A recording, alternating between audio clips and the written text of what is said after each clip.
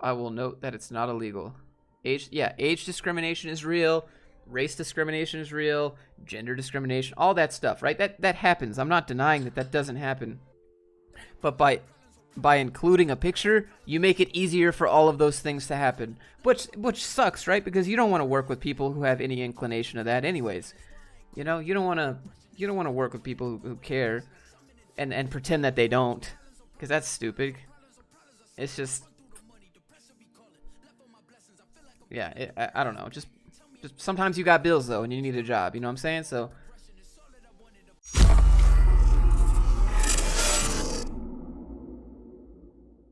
What's the best thing to do right now as a side hustle? So Mel, you have to figure out what you're like. What skills do you have to offer? That's the big one. Is cold calling a good way to get initial customers? Not really. I personally don't think, because when you cold call somebody, you're like, hey, how's it going? I'm trying to sell you this, blah blah blah blah blah blah, and people just usually just hang up. I think maybe you should try like going to them in person if you can. Be more personable. Like when someone calls me and I know they're trying to sell me something, like I just hang up because I don't trust them. So I think cold calling just doesn't work. And maybe you need some sort of lead first, like some sort of cold lead. Is cybersecurity a good avenue for a side hustle? I think cybersecurity jobs are mostly contract right now. I don't know what you would freelance with cybersecurity. Like, do you just go to a website and you're like, hey, I found all these vulnerabilities of your website and I can fix them, but you have to pay me? Does that sounds almost like blackmail? That doesn't sound like a great way to get a client. But maybe that's not how you do it. I just started using DaVinci Resolve. Yeah, DaVinci Resolve is free. It's professional grade. It's got great color editing. A lot of Hollywood movies are edited in DaVinci Resolve. TopTal for freelancing. TopTal is more like just a contracting gig. You're just working for a dev shop, basically. The TopTal goes out and finds customers, and those customers pay TopTal to find developers. It's just TopTal is just a middleman.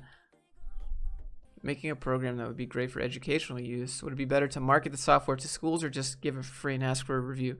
You give it for free to ask for a review initially, so that you can sell it based off of those reviews later. Bug bounties could be a good side hustle. That's true. What's your advice to get initial customers? First, try connecting to that company's employees or sending an email. We got to figure out what you want to do for the company first. If you already know what you want to do for the company, you could send them a write-up of everything that you found wrong with their website that you could improve, and you could say, this is what you need to do.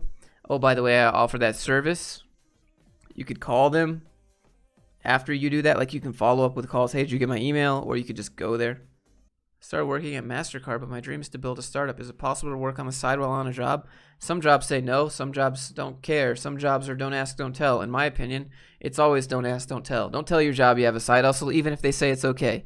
Don't do it. That's bad. You're just giving information that they don't need to know that could probably hurt you. Don't do it. How do you target other countries as a freelance web dev? If I'm in my region, I'll be working for half the income. Yeah, I mean, you can do the same thing. You just send an email and call them. Can I apply to remote jobs even if it's in a city 6 hours away? Yeah, sure. I mean, it's remote. So that's independent of location, independent usually of time zone, especially all the trigonometry and algebra examples. Yeah, I mean, for programming, you don't use that much math. Not really. Not on web dev. Maybe machine learning, but not web dev. So you got to figure out what you want to do. Just want to say thanks for all the content. You made me feel a lot more confident when it comes to learning coding. I mean, code is a tool, man. Code is a tool. Jobs are a tool. I just use them like they use you, right? The CEO has a plan. He's trying to make profit. He's trying to make more money than he's paying everybody so that he can retire and buy something. You got to use them as a tool. Like, you could climb the ladder if you want, but just realize you can climb any ladder or you make your own. Code is a tool. Jobs are a tool. It's all a tool. Don't be the tool, be the user of the tool. I mean, basically, like, don't climb the ladder, own the ladder, and let everyone else climb your ladder and tell them to be happy for the opportunity to do it, just like your boss did. How do you think devs should manage pressure and deadlines? Devs can manage pressure however they want, but deadlines are usually soft deadlines. Everyone says deadlines are like hard deadlines. JB, you gotta link it, by the way. Just link it in the chat. I'll see it. It'll be hidden, but I'll remove it. How important is a Google PageSpeed Insights or GT Matrix score for building? I have no idea. I don't know. I think SEO is kind of a meme. It just boils down to like good copyright and Facebook ads. Facebook ads and Instagram ads. SEO is kind of like it's just a meme now to me, in my opinion. Anyone who's like, I can give you great SEO, it's like great, but I don't need it because no one's ever gonna search up my stuff. What's the best way to choose between 3 different things? You want to do mobile app, desktop app, and game dev. All right, so game dev is trash unless you're indie dev, pretty much. Mobile app's gonna pay the most. Desktop app's you're gonna work with a bunch of old school people. Do you think helping out in open source projects and using that as a reference? Yeah, absolutely. Open source projects are huge. There's actually one company called GitLab, and they check for open source contributions and your Stack Overflow rating, which I think is kind of dumb, but like there's some companies that are like, please show us a use case of open source that you've contributed to. Freedom is better than money. Do you agree? Yeah, I'll take less money for more time, 100%, because you can never get time back. Like right now, this time in this stream, you'll never get it back, and for that, I'd like to say thank you. But yeah, less money for more time for me. But although you do need some money to do stuff with your time sometimes.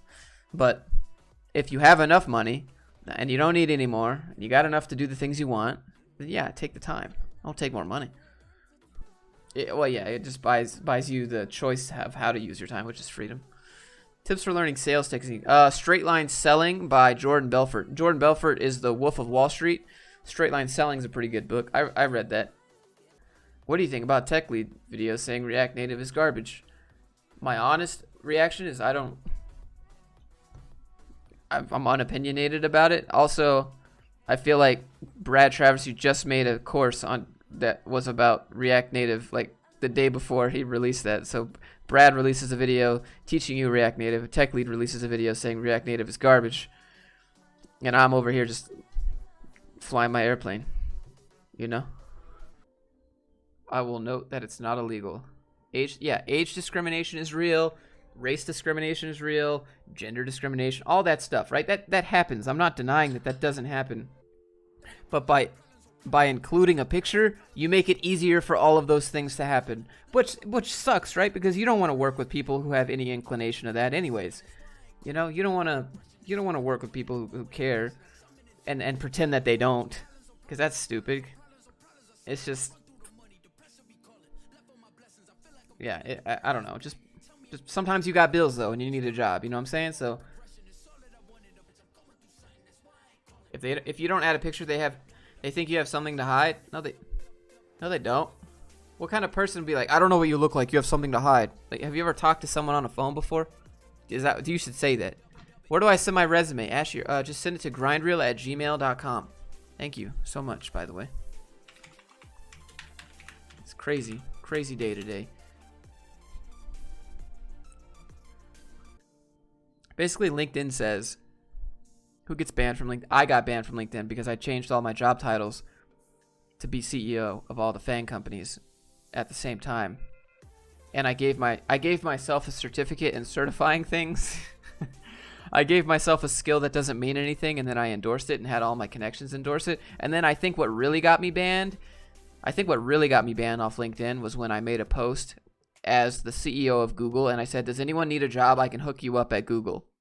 And for some reason, like 4,000 people commented, and they were like, yes, I'm looking for a job, sir. Sir, looking for a job? Sir, I'd love to work at Google. And I'm like, bro, it's just a joke. Joke's on you, dude. It wasn't real. I'm obviously not the CEO of Google. Like, come on. Don't you know? And then I think they got mad and they reported me. So I'd love to do that again. That would be good. It was just to prove a point to LinkedIn to show that there's really, like, you can fake anything on LinkedIn, and the fact that it's required now to get a job, or most job applications want it, means that basically all of your information can be faked, which means that, like, you might as well not even have a resume then.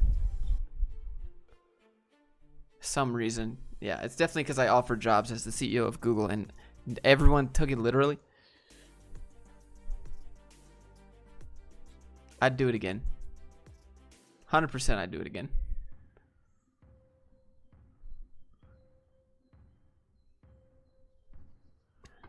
But we learned. Actually, they never told me what they banned me for. They just said, due to the gravity of the reasoning, we cannot conversate with you. You just broke the TOS. And in the TOS, it says if you break the TOS once, then you're banned forever. So that's what happened. Thought you were CEO of Google. I'm CEO of Google, Amazon, Facebook, and Apple all concurrently. LinkedIn just doesn't believe it. Did you ever work on Upwork? I tried and I got ghosted. Ashier, I don't see it. Refreshing. Oh, there it is. Okay, got it. I have not seen it. I can email you a response. Channel's legit. 42, employed, but graduating with a CS degree next month. Do you have vids with advice for older coders starting out? Ryan, I think I'm 45 and learning to code video would help you. But Ryan, I think the main thing that you're gonna face is people are gonna wonder. Zoom out. The main thing that you're gonna face is that people are gonna wonder why you waited so long to get started. People are gonna wonder what were you doing before and what made you want to switch. I think that's gonna be a big part of it, Ryan.